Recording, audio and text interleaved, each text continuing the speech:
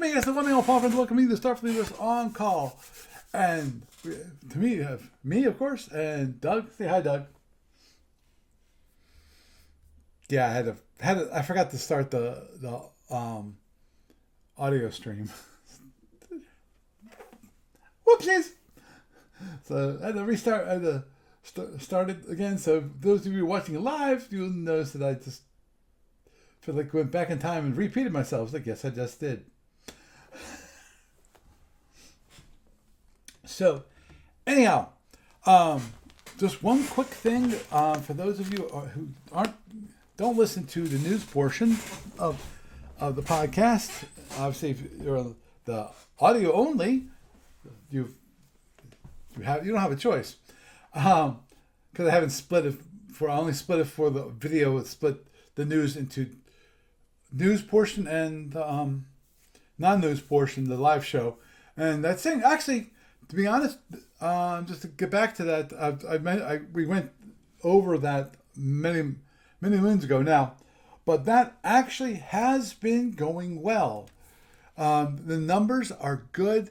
Obviously, the numbers for the news portion are a lot lower than the main show. Big surprise. But that's fine. That is perfectly fine. And actually, one thing I've not looked at lately, which is to look to see how those actual videos are themselves. Meaning, when it comes to the analytics, are people watching longer overall? When it comes to the time, and not bad actually. They're staying through. Looks like at least half of the video, which is cool. I'm not sure what's normal for any other podcast out there, or any other stream. Not stream, but YouTube video. And obviously, it cuts down on the people who really don't care about the news portion and thought that was boring and wanted us to skip and never didn't actually skip. So overall, it's good. And actually, don't mind me. I'm going to do that a little bit. Not that helped at all, but okay. I was just in the video a little bit. But anyway, sorry. Got sidetracked there for a moment. But one quick note, which is the replacement for Shapeways is up. It's called starfleetmodels.com. It's being run by David Janke. That's spelled Janke. For anyone who's been around Starfleet battles for a long time, you will know that name. He's well known in the community itself, which is to see that he was the person that was doing the 3D printing of the pieces, which was absolutely fantastic to see that someone who's also in the community took up the mantle and said, hey, I can do it. Funny part is, I thought about the same thing, but it's like, I don't have any 3D printer stuff, It's like, oh, that's something, you could probably get into, and, as long as you don't, depending upon how many it is, I'm not sure how many 3D printers he's bought for his investment into this. I'll have to wait and see, as I said in the news portion, which is the plan for this is to get all the 7,000s out by the end of the year. But that's the plan, not necessarily what it might not. It might not happen. Might happen. Might not happen. There's a lot of them to go. Not all. The one thing that I think A to B definitely said, which was going to be overall, they're going to see how things go when it comes to. Okay, they'll probably look back on some of the previous miniatures and see what sold, what did not sell. The things that sold, definitely they'll take priority over other things. So they've got so many. It basically would take them so many years to get them all up. So they're going to do it slowly. So they're going to start with the 7000 series first. So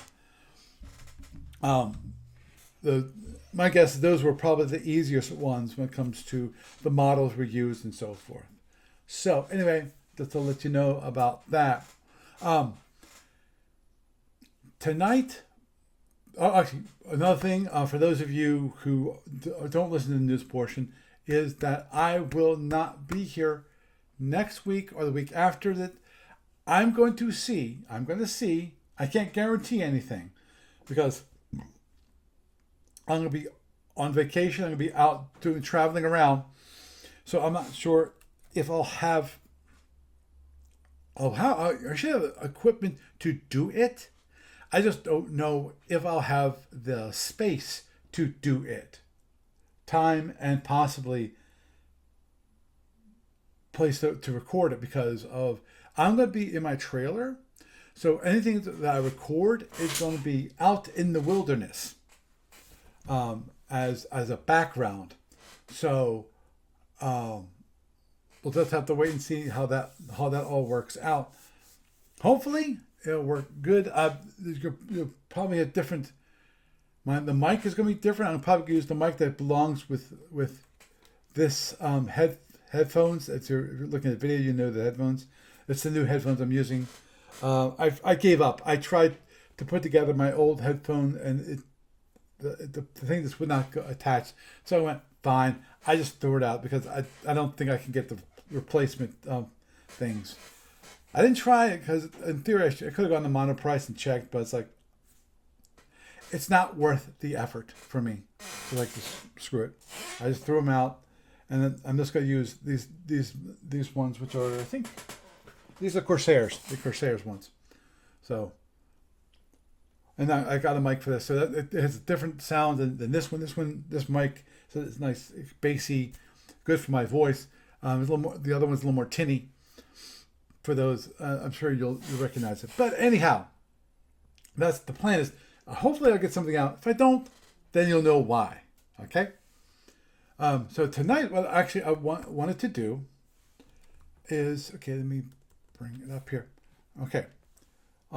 Which is what I want to do, and we'll see how well this works. Because if it works well tonight, I definitely will be encouraged to possibly record this, maybe some non-live, as I mentioned, and that is what I want to do tonight. Is I would like to. I'm bringing up for those of you on the video, you can actually see it, which is Cadet Training Manual is what it is. I don't like the cover they have in the PDF for this, but my guess is that also it made it smaller because the original one has a really nice graphic on it. But what I want to do is I want to, at the very least, go through scenario number 1 from the Cadet Training Manual using the SFB Online Client because it does support the cadets. I'm pretty sure I can get through the one for this. I might change the look and feel for the client because I know there were some minor issues with the look and feel and the Cadet Training Manual and the Cadet scenarios, which I could never figure out. I forget if it was for this one or it's for another one. But anyway, so we're gonna go through that. If everything goes good, or at least decent enough that I think it is possible, then I will next week, next time you see me or hear me, I'll be going through scenario number 2 in the Cadet Training Manual, and hopefully I can go through at least the first 6 in the Cadet Training Manual, and so that people have this as a resource for those trying to learn SFB. I'm not going to go through the very beginning part here, which is talking about the scenarios, talking about glossary terms and how to use the rule book. I'll just mention here really quick. which is, where is it? Okay, I'm just going to read the introduction here, which is the product you have in your hands, which is the Cadet Training Manual, is more than mere words on paper, virtual paper at this point. These were originally they did actually have hard copies of this. In fact, I have a hard copy downstairs with the rest of my stuff, the rest of my SFB stuff. It is a device that will place you in the command of a share of a Federation starship constellation and transport you across the galaxy. Visualize now the challenge that awaits you. Locked in warp speed combat with a deadly enemy, perhaps a Klingon battlecruiser or a devastating planet killer. But you must learn before you can face such challenge. The product is a complete game in itself. You can play battles within it with the rules it includes, and you'll probably find this quite enjoyable. This product includes more than enough material for several dozen hours of playing. However, the Cadet Training Handbook is also a gateway to a vast universe of games with hundreds of ships and battles and extensive rules to cover challenges and opportunities you cannot yet imagine. However, whether this game is only one you ever play, or whether it comes the first of many such games, one thing is true: you will command a starship.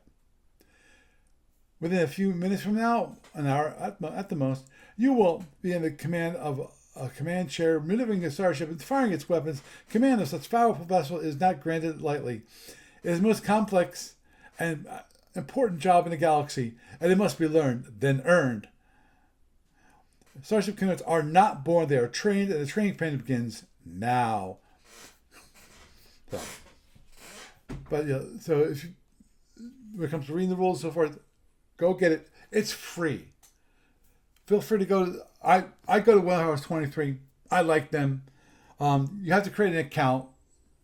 Sorry, and you can get it's a free download. You just have to create an account, and you'll be good.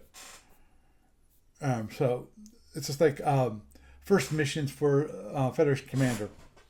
The idea is to have it tells you about how the game, the mechanics, and help you teach you about that. So what we're going to do is go through scenario number 1. It talks about the sequence of play, and okay, to play a turn in the first scenario, the procedure for the latter scenario is the same, possibly a different charge, and that's understandable. Okay, let me just, don't mind me for a moment. I'm just going to see if it's part of the rule book. Yeah. Okay, give me this. Here are for those of you who are on the video, you actually can see there's the charge and forms. It's on page 48 of the Cadet Training Manual. Here, the impulse procedure for the Cadet Training Manual is move ships, then move seeking weapons, resolve seeking weapons, launch seeking weapons. Resolving seeking weapons means that if the seeking weapons impact a ship, then you resolve them. Okay, launch the seeking weapons, fire direct fire weapons, resolve direct fire weapons, i.e. what damage they cause, and then there's the end of the impulse. There's on this chart form, there's a turn record track to keep track of what turn it is. It goes from 1 to 7. The idea there is that you actually print this out or copy it, and then just put it down on the counter, on your table, and then you use a counter or a coin or a dice, whatever, to cover that particular one, when you know what it is. Now, and there's an 8 impulse movement chart, which is what is used at the beginning of a Starfleet battle when it comes to the Cadet Training Manual. You only have 8 impulses. For those of you who are reading it, and this is for scenarios 1 through 6, the cadet sequence of play is these 4 items. 1, energy allocation. That's the first thing you do. Number 2 is speed determination, which is announcing your speed. 3 is the impulse procedure. You repeat this 8 or 16 times. In the case right now, it is 8 times. This goes, the impulse movement chart is for scenarios 1 through 3. And then finally, the end of turn. And there's certain things that can happen at the end of turn. Okay, let me go. So just so you know those, and let me go back to the page where I was, which was page 5. Okay. So now, okay, let's talk about what I just talked about. In the first scenario, the next 2 steps are skipped, which is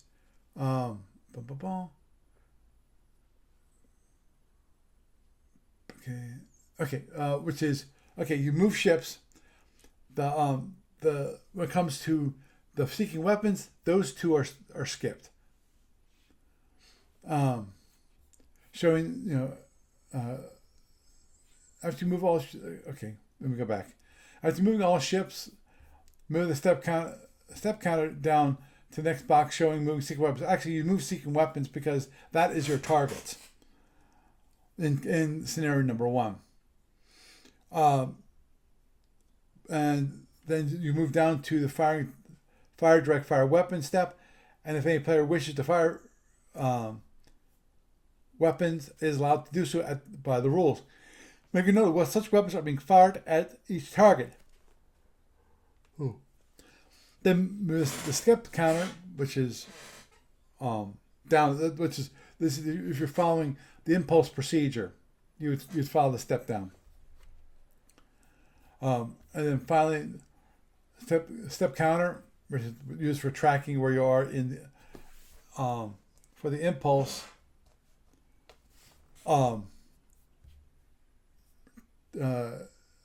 Into the file box. This significant end of the impulse is a good time to look at the situation and decide what you would do next.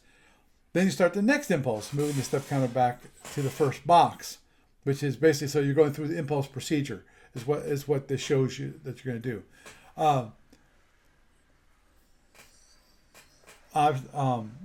Quickly, which is if you're using the client procedure C1.1 is, you don't even have to worry about it because it's done automatically. It's just what it's showing you in the Cadet Training Manual is it's showing you what is the orientation, i.e. that it must be facing a certain hex face. You can't have it so it is cat corner facing like into one of the points of the hex. It has to be facing a side.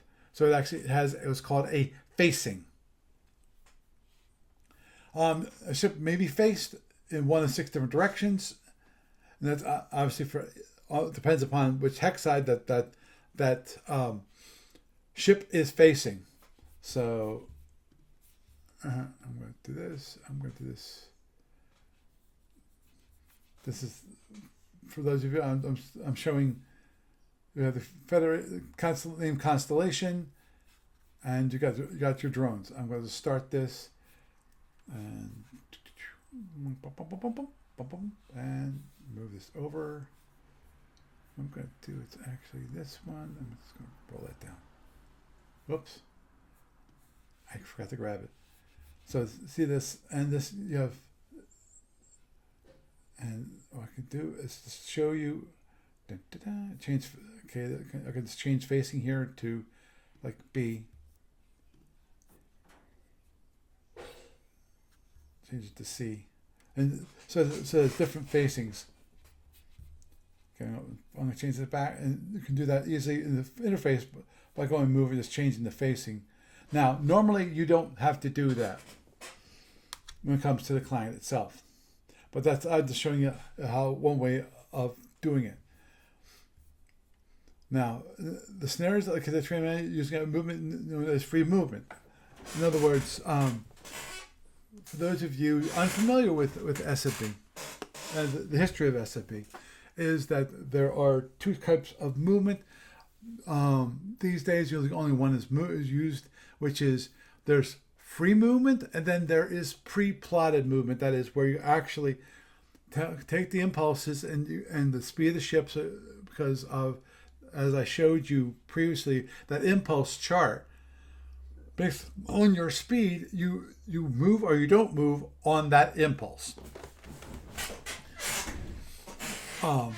And for pre-plotted, you actually, for every time you moved, you actually would say, okay, I'm going to turn or go straight, and so forth. Okay, performing movement, each ship will move 1 hex and only 1 hex, because for an impulse you move 1 hex. It's not like, I'm dating myself here, and I know that there's a game called Silent Death. Yes, I told you I was going to date myself. Silent Death is basically, it's a game where you have so many, for each turn, you have so many movement points. And if you had like 5 movement points, because that's your speed, you would actually go 1, 2, 3, 4, 5, boom, done. You didn't actually slowly didn't have impulse procedure where you move it a little bit at a time. I call it proportional movement, where if in the case of you have 2 ships, one's going 4, one's going 8. In Silent Death, beginning, before movement started, you might be at the same location if you're going straight ahead, and then at the end of it, okay, the 4 hexes difference. Now, what proportional movement SFB uses is that over the course of the turn, the ship that's going speed 8 slowly pulls away from the ship that's going speed 4. So it's proportional. So it slowly happens, not all of a sudden it's there.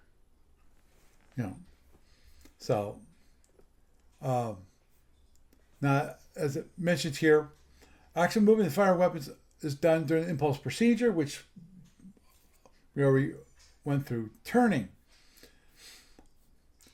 A ship turn mode regulates how often you can actually turn.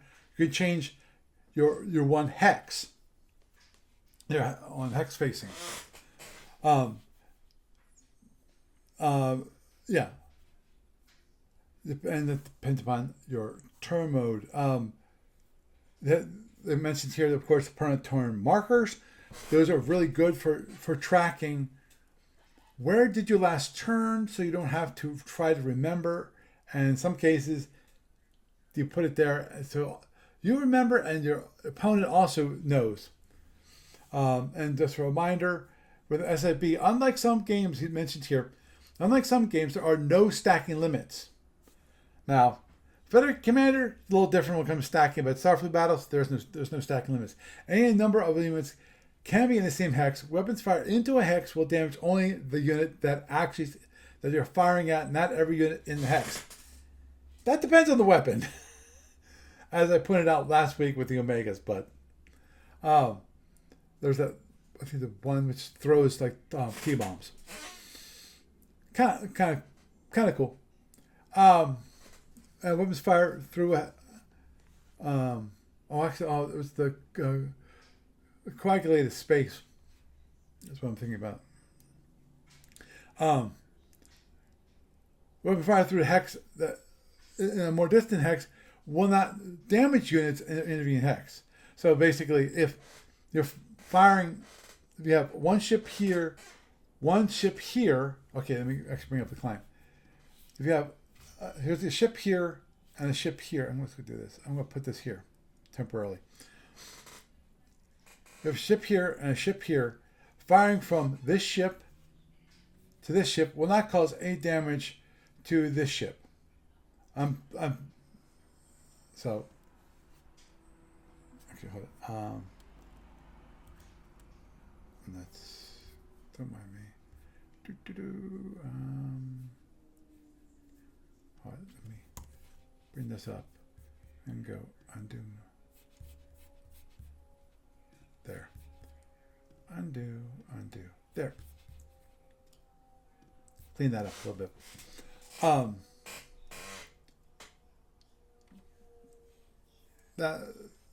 Okay. For those of you with a client, by default, I think the game control window is actually hidden in this one. You can bring it up, and here is the game control window. It shows that there's 8 speeds here, and as you see, all of these are going speed 8.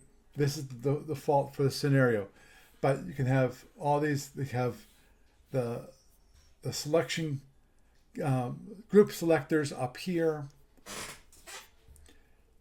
I will not go over that whole thing. As if you want to, there's a separate video which talks about that feature. So, which goes through the whole thing. So, we'll go back to the rule book. Like a definition of turn mode. Turn mode is the number of hexes which a ship must move in a straight line, straight ahead, before it can turn 60 degrees to face an adjacent side, right or left. After each 60-degree turn, the ship must again move the stated number of hexes straight ahead before it can turn again. A ship is never required to turn and can continue to move straight ahead if the owner wishes. Remember, however, that every time the ship turns, the count must be restarted. And moving straight ahead for several hexes will not allow a ship to make several turns in rapid succession either. So, turn modes increase with speed. Also, less maneuverable series have higher turn modes and cannot turn as rapidly, and that is I think that's also considered turn mode, which is always kind of a weird thing. You can see the turn mode charts. Actually, do we have? Let me look at this. Yeah, here's the turn mode chart for the cadet training, the cadet cruisers. Yes, I'm allowed to actually use the actual SSD that's in the cadet training manual. As you see, there's the SSDs. There's a turn mode chart. Turn mode 1 to 6 is turn mode of 1. 6 to 16, turn mode of 2. And movement control cost is 1. We'll go over that. Probably, I think that's in scenario number 2, if I recall correctly.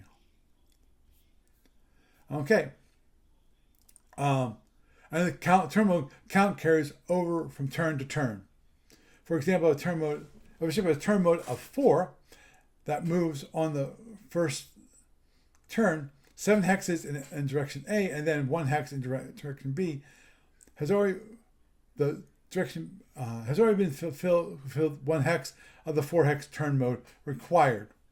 It must move 3 more hexes in direction B, not 4, on the second turn. So, okay, and it's just okay. Talk about setting up the scenario. Like the purpose of combat in this scenario is the actions of combat are mean to an end, not an end of themselves. Combat is used to gain or maintain control of territory or destroy or reduce enemy forces as a means that end. Combat involves causing damage to every enemy unit to such an extent as to destroy them or force them to go elsewhere, i.e. retreat. Okay, as mentioned, I mentioned kind of it talks about, okay, there's 2 different kinds of weapons, which is, of course, seeking weapons, i.e. what I just showed you here, which is on the board. These are all drones. Those are seeking weapons. And then direct fire weapons, for example, phasers, disruptor bolts, and photon torpedoes. Obviously, this is Federation. I'm sorry. As for SFB people, it's obvious. For non-SFB people, it might not be so obvious. If you know anything about Star Trek, you might actually know this, which is Federation has phasers and photon torpedoes.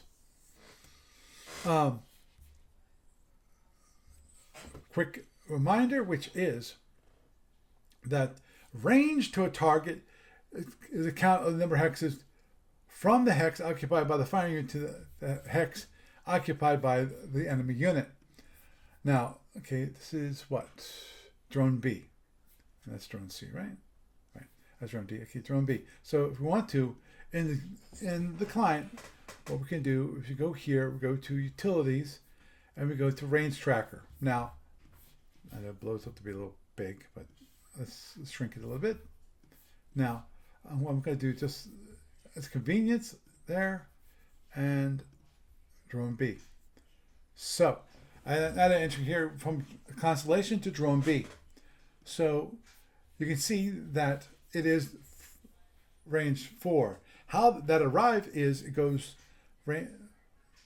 from the constellation here, is then you can calculate by counting the hexes. So 1, 2, 3, 4.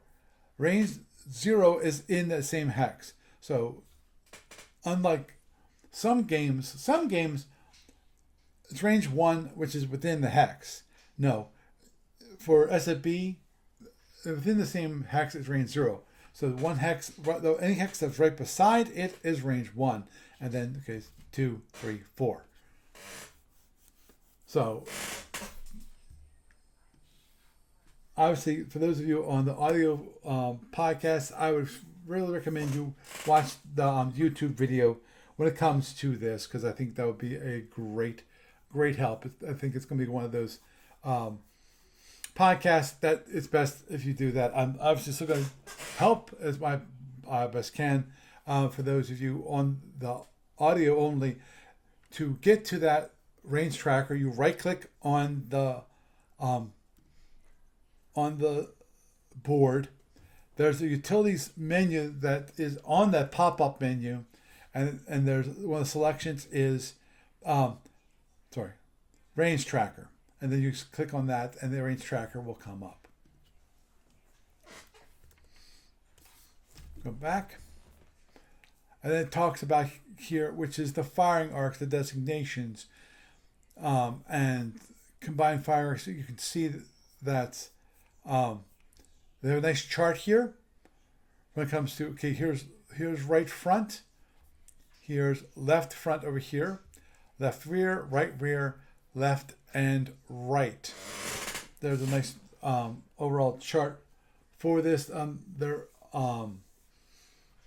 So I think it's better you look at the chart than looking at the client for this particular item. And it just talks about combined firing arcs. In other words, it's an abbreviation. Okay. And that might be you. Okay. Anyway, for those, if I had a technical difficulty, just in case, best if you look at the firing arcs in the actual Cadet Training Manual, and if you're on the video, obviously, not on audio. Best if you bring up the screen. It's hard to really describe it. Because in the Cadet Training Manual and on the screen, you can see it has the left and then the right front, right front, left front, right rear, left rear. Now, they have what's called combined arcs. Combined arcs are taking those basic arcs and then combining them into a single abbreviation. For example, FA, which is left front plus right front. That basically, it saves space on the SSD. It's called front arc. Versus having for each weapon that has a left front and right front arc, saying left front and right front arc. No, it's just front arc.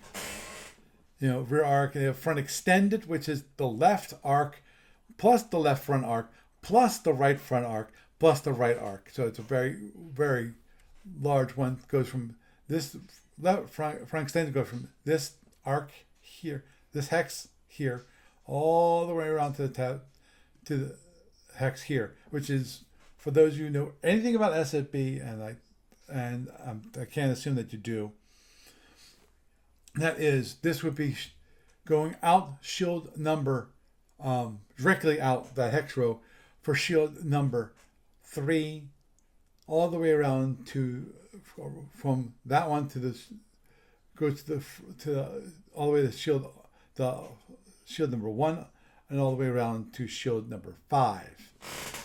So those hex sides, as described as shield facings. Now, when it comes to the procedure for direct fire weapons themselves, pretty simple. It indicates with the ship and the target and says, I'm firing like 2 forward phasers at your ship. The effect is resolved by a chart and a die roll, explained below. It talks about the effects. The effects are immediate. The finality of the effect, that there is no means of diverting a direct fire weapon, although shields can absorb some of this effect, while clever maneuvers will restrict your opponent's ability to get in a decisive shot, and your shields will reduce the damage it causes. There's nothing that can be done directly against the fire of the weapon. Seeking weapons, on the other hand, can be damaged and possibly destroyed before they reach their target, which is the interesting part. You got it talks about the different phasers here. Phaser 1, offensive fire. Phaser Type 2, offensive defensive phasers, and Type 3, which is point defense phasers. I'm not going to go through the descriptions. If you're really interested, as I said, get a copy of the Cadet Training Manual. Available through different e-tailers. The War Game Vault, the Warehouse 23. I prefer that because also it doesn't have the annoying copyright stuff on it. I think I'm not sure if War Game Vault does. I think Drive Through RPG does. I forget which one. There's one. Moving on and forward. It just mentioned here that the energizing phasers. Well, your chief engineer has already energized the phasers. A given ship, a given ship may fire any number of phasers in a given impulse, assuming the energy is allocated for this purpose. The ship has the fields of fire that permit such a firing, i.e., the target is in the firing arc of that weapon. And there's some examples here. Okay, so now we're going to actually get to the cadet scenario. Okay, which you required if you're playing this on paper. The required materials are that you need the Federation Cadet Cruiser SSD, the 8 impulse movement chart, the basic impulse procedure, and the map for sectors A and B, and the counter for the Federation Cruiser representing the constellation, and 5 Klingon drone counters. A ship cannot be damaged. There'll be no need to mark the SSD, so you don't have to worry about the SSD itself. The only reason you need the SSD is, okay, let me show that. The SSD itself is to see the different phasers and their arcs. So,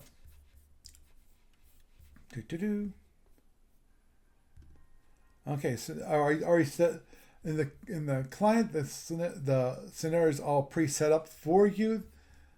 That's okay. The objective is to successfully complete the training mission. You must destroy all 5 targets. You have all 5 drones here.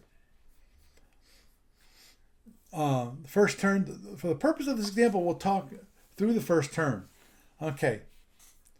And that is, okay, the first impulse constellation turns right and moves to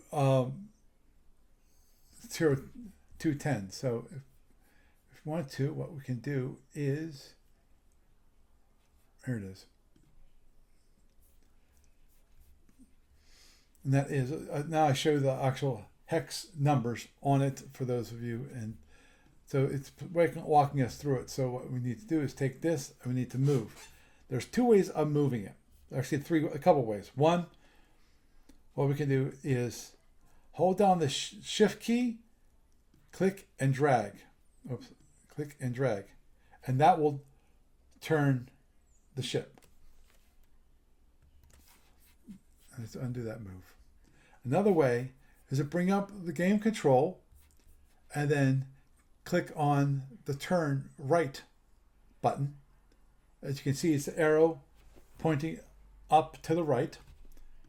So that will turn right.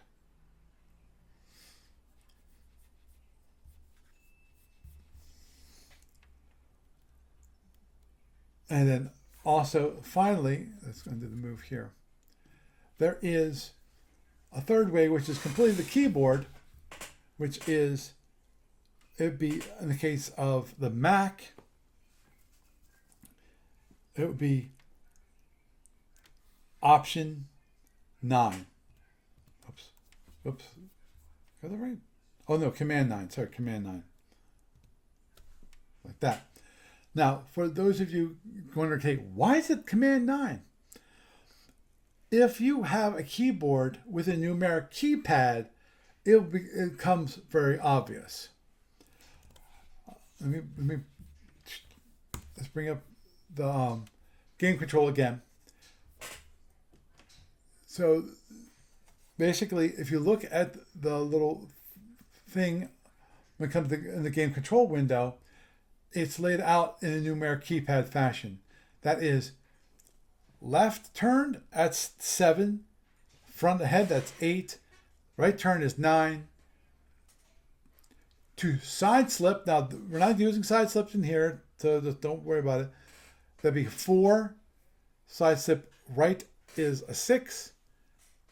Quick left turn, which is basically taking the ship and turning it greater than 60 degrees. It's 120 degrees, right? Yeah, 120 degrees. You'd be 1. If you want a quick left turn, exact about face, if it's a 180 degree turn, that'd be Command 2. And when it comes to quick right, that's Command 3. Now, I'm pretty sure I got this right. Forgive me if I get it wrong. On a PC under Windows or on Linux or FreeBSD, whatever, anything but Mac, I'm pretty sure I have that set up for Alt, using the Alt key. And again, same idea. If you look at numeric keypad, it makes sense. So, okay, in here it says, okay, that's the first impulse, and then drone. Okay, 3 drones move. Okay, 3 drones move. Okay, so this one goes straight ahead, and then I'm assuming drone C goes straight ahead too. Yep, straight ahead, and drone D goes also straight ahead. Okay, the closest drone are 4 hexes away. At that range, you cannot guarantee a kill with a single phaser, so you decide to hold your fire. Place a pointer turn marker at 0111, which is automatically done by the client itself. As you can see here, it's placed in the 0111, and that's a point of turn counter, as you can see in the tooltip. The ship then moves. Aren't there 5 drones? Don't mind me.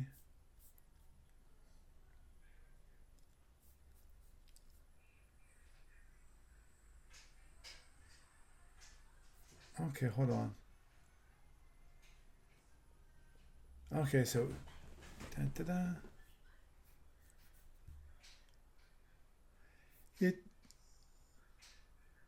okay. I'm going through the impulses and doing the first turn. And basically, it's not moving all 5 drones. It's only moving 3 of the drones.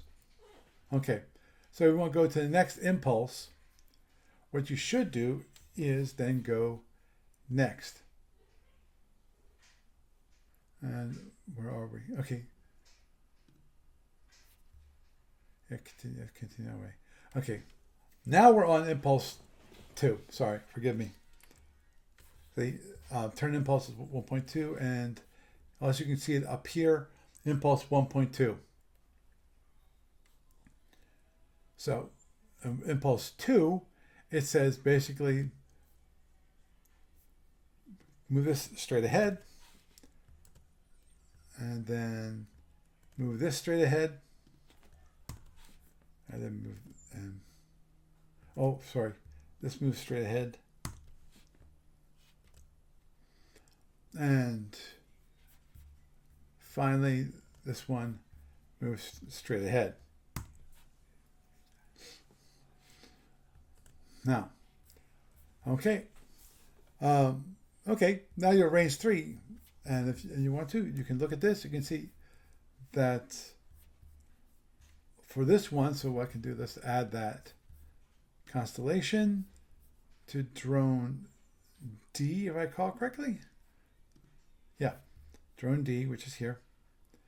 It's range 3 to drone D. Even at this range, however, a die roll of 6 would score only 3 points. Not enough to destroy it since it's getting closer. No hurry and decide to wait. The third impulse, the ship moves again straight ahead. Oops, no. Let's go here. I don't have to go here. Let's go down here and click on next. It's next step. Actually, it's next impulse. Yeah, you move anyway. Because I'm following the rule book, which says don't move these guys, which in theory, they should be also moving forward.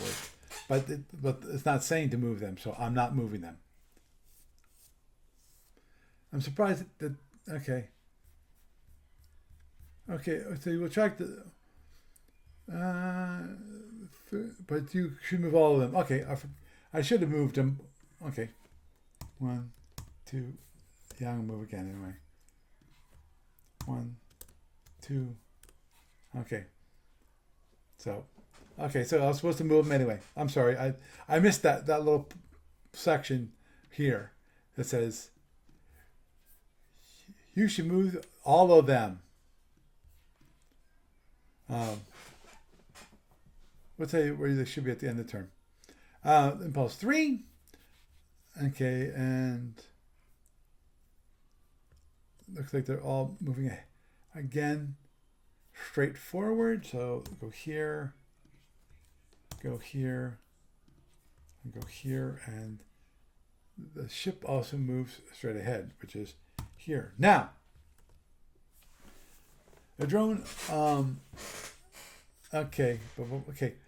Drone D is 1 hex away. You fire a forward phaser, roll the die to determine how many points of damage. As this can be less than 4 at range 1, the drone cannot be less than 4. The drone will be destroyed. But just for the plain simple reason of being able to show that part of what you normally would do, which is, okay, whoops.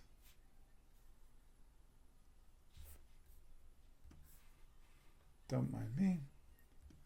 Okay, good. Now, well, I'm going to activity, and what you would do is forgive me for this. I really should update this so it only has that. So let's go to the fire decision step. What you're going to do is, yes. Yes, Doug. Okay. So it says the far one, that's going to go here, and the target is going to be drone. It should be different for. That's one thing I think I have to do. I need to do for the cadet, which is the impulse segments should not have the full impulse segments. They should be limited to those little bit of impulse segments. I don't have it on this one. Or possible. Oh, there it is. Actually, why? Okay, there is actually a fire one. I could have used that one instead. But okay, I brought up the activity window. I said fire decision step, which you shouldn't have to do. That's something with the client. And then what you would do is say, okay, I got this, and then you go execute. Okay, there. It's going to say, oh, you use one phase capacitor. Okay, one. There. And then you'll see that. Oh, wrong one. Forgive me. It's this bar. And it'll announce using that fire, the phasers, and then what you would do is then roll one die, because there's one die. Click 1d6, and it rolls a 2. So that drone is dead. So what you do is go here, and the way to remove it, there's multiple ways of moving it. One way is, whoops. Okay, actually, let's go here. Let's do this. Bring up the fire. We rolled a 2 at range 1, and just click on that, and you'll see that there are 7 points of damage done. And normally you click display. The idea of that is to show your opponent the total damage that you think you did correctly. And that was 7 points. So in this case, I can apply 7, click OK, and it automatically says, oh, wait a minute, that drone has been destroyed. So it then deletes the drone from the actual client itself. I try to make it a little bit easier and understandable. So those, unlike the regular rooms, you can't just apply it and it automatically disappears. But that one is okay. Okay, before you can start the fourth impulse, you have to make a decision which way you want to move. Look at drone C. It's 0708. That's right here, which is right straight ahead. This will be at range 2 for the right phaser, with 5 chances out of 6 to kill.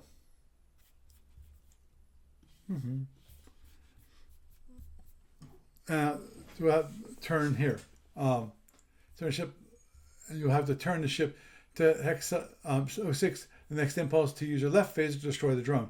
Moving in this direction will take you further away from other targets. Turn B, option B, which is turn immediately to 0510, which is here.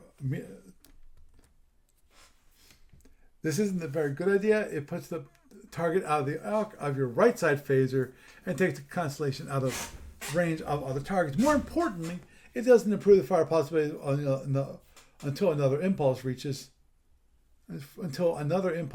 when the ship reaches 0610. All these options, obviously A is the superior one, which is moving straight ahead. So we're going to go on to next impulse 4. So go straight ahead.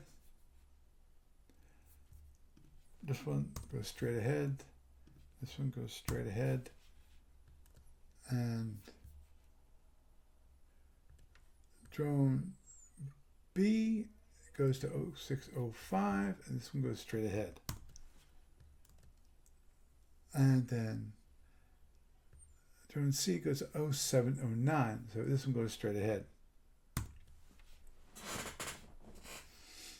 Notice, for any of you who knows the SFB, ignore. Normally those drones would be self-seeking towards the target, which would be the ship. But this is for learning purposes only. So for those of you out there. Okay, now you fired your forward phaser at drone C, and it goes bye-bye. Okay, let me just check to make sure I did this right to begin with. I might have fired the wrong phaser. This is forward phaser. Okay. Now, how many? I only have one. Let me check something. As I thought, we only have one forward phaser. Okay. Because saying, oh, you fired another forward phaser. It's like, what the heck are you talking about? Roll the die. Okay. You can fire it at the zone C, which is 07 on range 2, right here. That means your right side phaser in this case. Roll the die and now determine if destroy it or not. So let's go try. Okay, let's go back to it. Let's go fire. This is the better way of doing it. That's weird. This should have been cleared. That's weird. Okay, so in this case, we have a left side, so right side phaser, right side phaser, and that's you're gonna fire that on drone C. There's a bug, obviously. Okay, execute, and there it is. Fires it. Okay, now let's roll the die. Okay, it's gonna be range 2, so let's roll one die, and it rolls a 1. Let's bring up the chart. At range 2, 1 point is 7 points of damage. So let's apply 7 points of damage to this, and shocker, it's gone. I'm going to delete that. So you blew it up real good. The fifth impulse, the constellation moves to 0608. So we're going to move straight ahead again. Oops. I forgot that. This is impulse 5, right? Right. So it moves straight ahead. Yes, I'm using the keyboard because it'll bring things faster. And drone B 705. So this one goes straight ahead. And that goes straight ahead. And this one straight ahead. So,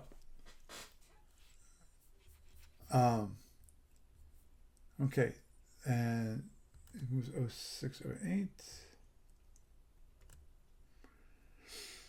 Okay, and drone B 0705, right? And if it survives drone C 710, which it didn't, and use your right, I gotta double check because it thinks that there's 2 phaser 1s in the front arc. That's a bad thing. And then let's talk about the 6th and 7th impulses. This moves ahead. So let's go to the next.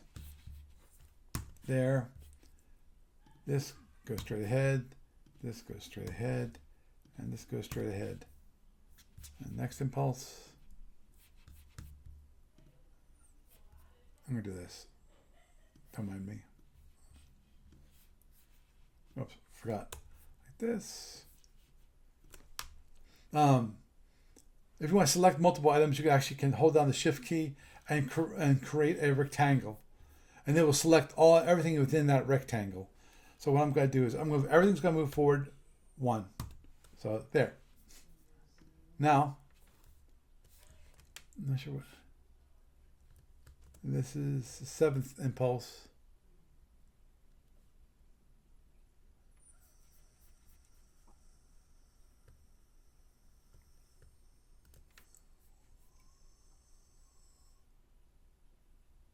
I missed something.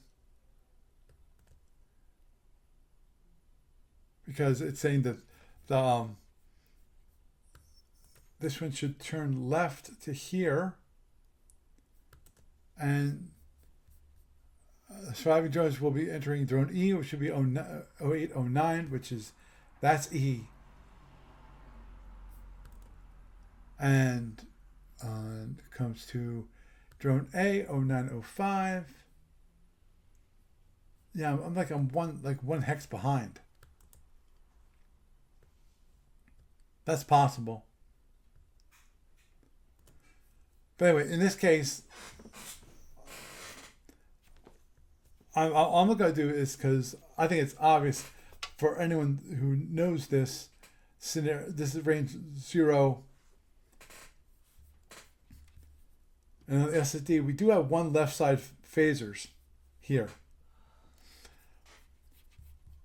And it's got left side here. It just came in on this side, so it's on the left side, because it's range 0, it's still left side.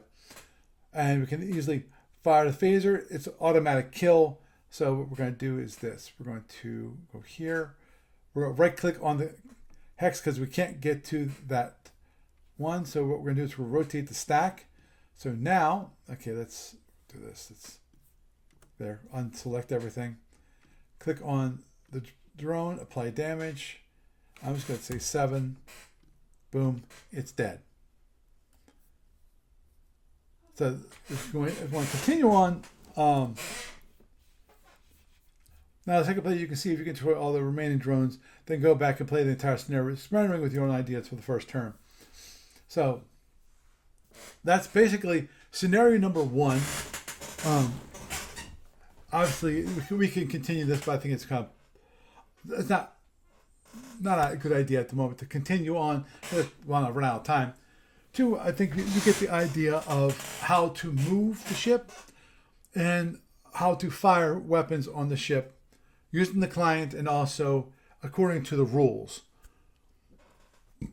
I understand that probably it would be nice to basically be able to select a ship and then go show an arc on the actual board itself, which I thought about that. It's like, that actually sounds like a really great learning tool. So maybe that's something I'll work on my vacation. Never know. I'll just have to wait and see. I might do it just to relax after a hard day of driving for 6 to 8 hours. So with that, I think we will wrap it up for the evening. Doug, it's been great having you around. Oops. Thank you for being on and being with me, and thank you for giving me the opportunity to teach some people who don't know.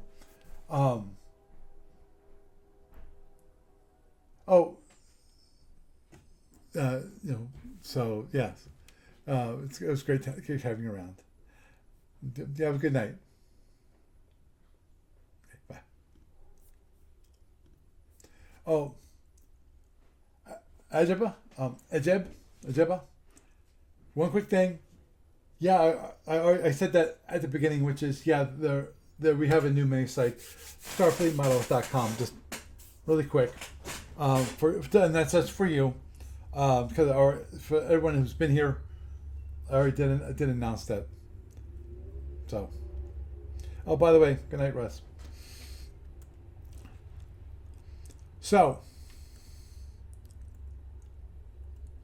had a nice going through scenario number 1. That went well. I'm going to see if I maybe can continue on with scenario number 2. I'm hoping to go through all 6 scenarios, which depends.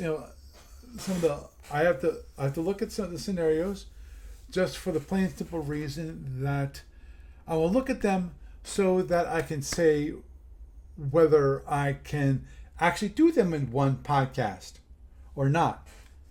Because in addition to, I think if you were actually doing this yourself, I think it would go a little faster, possibly. But I don't know.